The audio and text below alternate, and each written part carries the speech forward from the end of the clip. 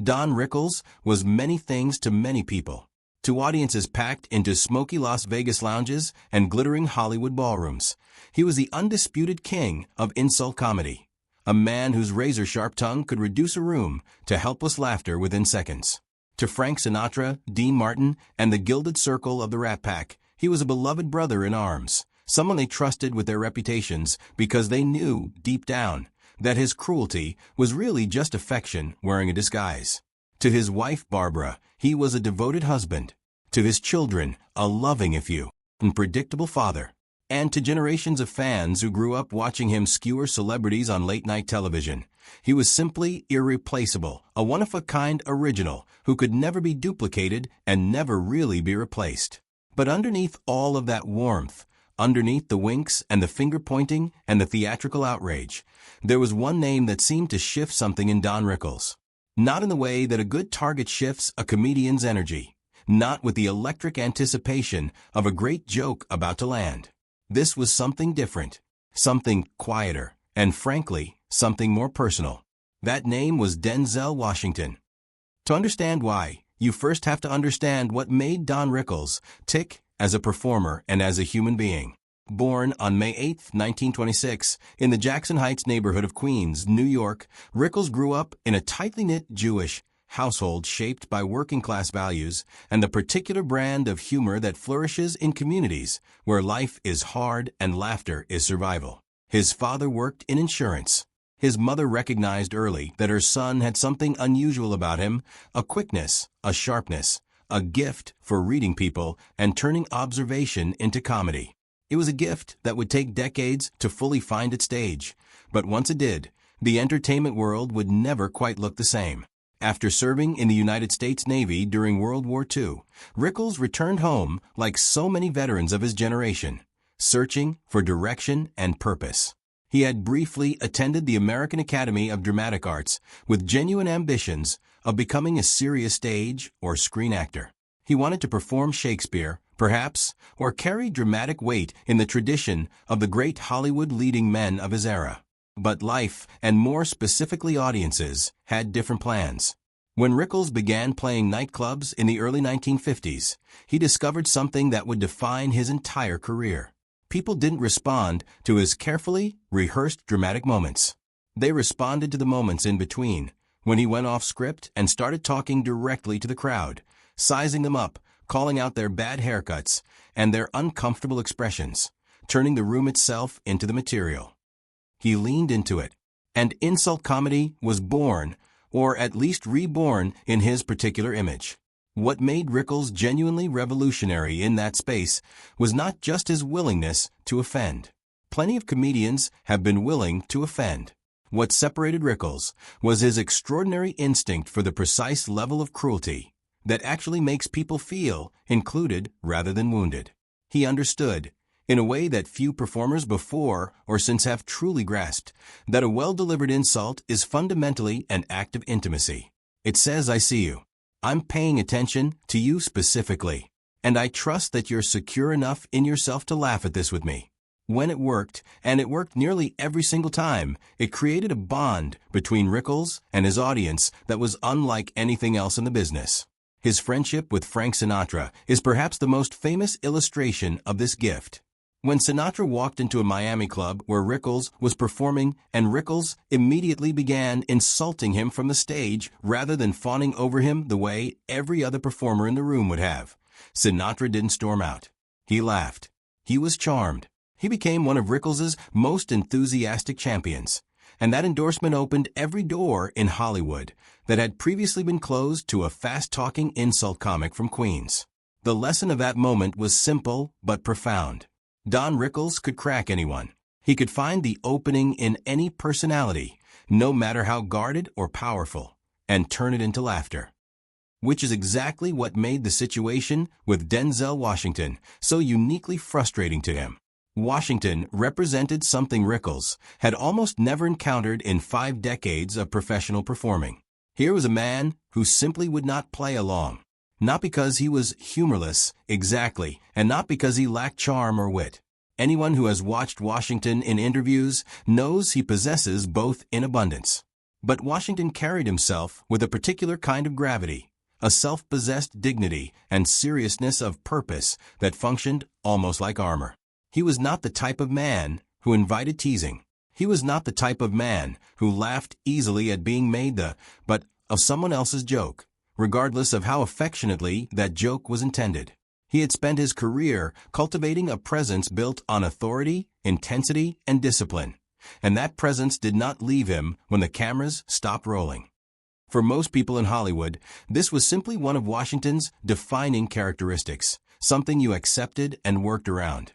For Rickles, it was a direct professional challenge. Comedy for Rickles was never just entertainment. It was connection. It was the mechanism through which he related to other human beings. When he roasted someone, he was, in his mind, honoring them.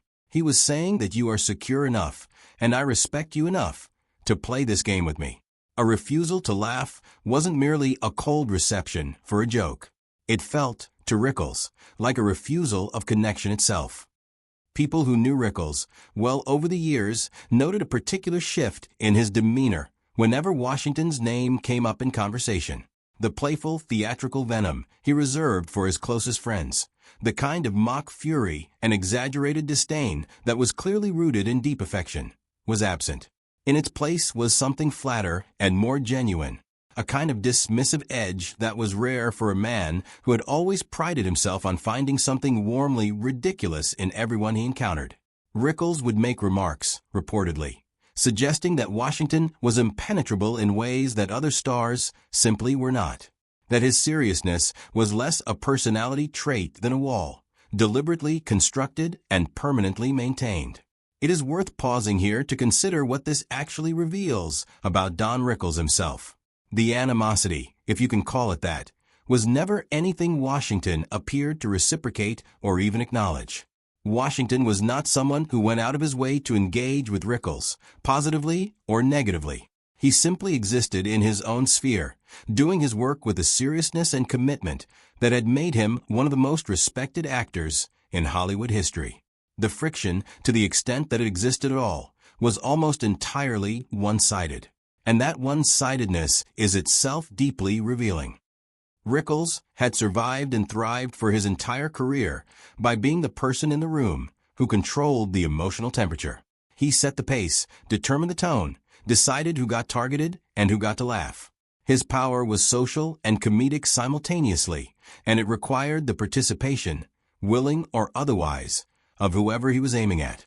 Washington simply declined to participate. Not aggressively, not confrontationally. He just didn't give Rickles the reaction that Rickles' entire professional identity was built around receiving. And that, apparently, was something Rickles could never quite let go of. There is a particular kind of frustration that belongs specifically to performers.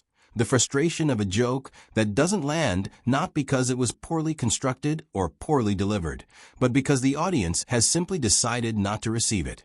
For a comedian of Rickles' stature, a man who had made presidents laugh, who had roasted Hollywood royalty to their faces and been embraced for it, this kind of resistance was genuinely foreign territory. He simply hadn't experienced it very often.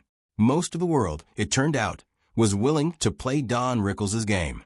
Denzel Washington was not. What makes the story genuinely interesting is what it tells us about the limits of even the most extraordinary talent. Don Rickles was, by any reasonable measure, one of the most gifted social comedians who ever lived. He had an almost supernatural ability to read people, to identify the precise point at which discomfort tips over into laughter, to hold an entire room in the palm of his hand with nothing but words and timing and nerve. And yet there was a man who simply stood outside all of that. A man whose composure and seriousness created a kind of gravity that Rickles' particular form of charm could not overcome. In the end, Rickles did what he always did when something bothered him deeply. He made jokes about it, at least in private, and he carried on. His career never suffered. His reputation never dimmed. He continued performing into his 80s, continued making audiences laugh in Las Vegas and on late-night television, continued recording voice work for the Toy Story franchise that had introduced him to an entirely new generation of fans who knew him as Mr. Potato Head before they knew him as the Merchant of Venom. His personal life remained anchored by his marriage to Barbara, a relationship he often described as the great stabilizing force of his existence. They had met in the mid-1960s, introduced through his agent, and Rickles had been immediately captivated by the fact that Barbara was singularly unimpressed by his jokes. She didn't laugh easily at his wisecracks. She was grounded and quiet and strong in ways that stood in direct contrast to the chaos and performance of show business life. He married her in 1965, and they remained together until his death more than 50 years later. He lost his son Larry to pneumonia at the age of 41, a grief that those close to him said never fully left him, even beneath all the laughter.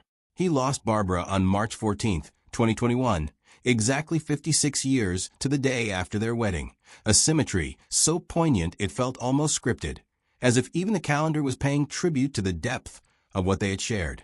Don Rickles himself died on April 6, 2017, at his home in Century City, Los Angeles. He was 90 years old.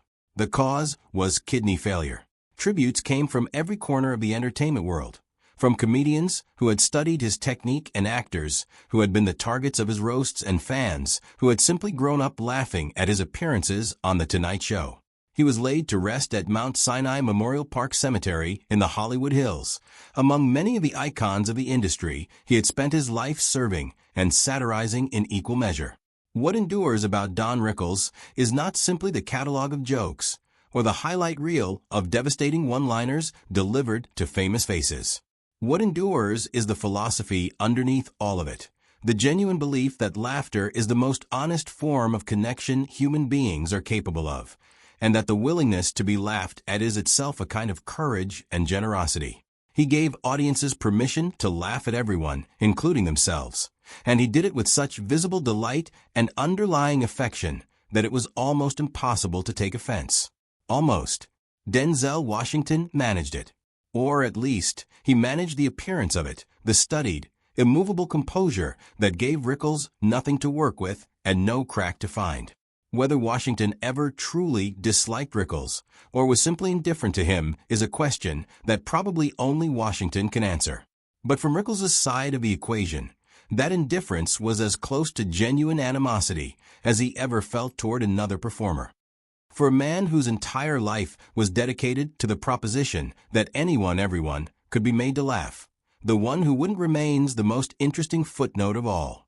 Like, subscribe, and follow for more.